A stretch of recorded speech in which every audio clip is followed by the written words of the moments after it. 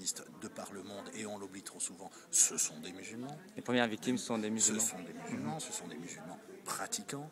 Bon, donc il n'y a pas si on veut parler on peut parler de terrorisme ou on peut parler de religion. Mais à mon avis, les deux choses sont loin de se confondre, elles n'ont même pratiquement rien à voir.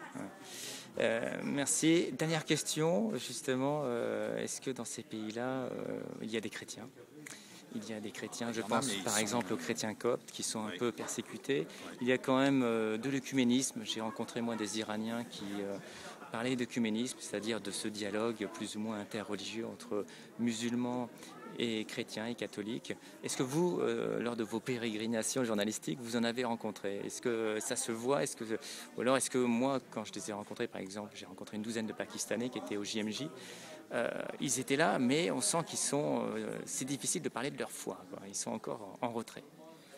Moi, quand je les ai rencontrés, c'était chez eux. En Irak, il y a eu toute une période qui n'est pas terminée d'ailleurs, de menaces énormes, bien que la communauté chrétienne soit microscopique. Maintenant, Centaines, de plus en plus, enfin des milliers plutôt. Plus.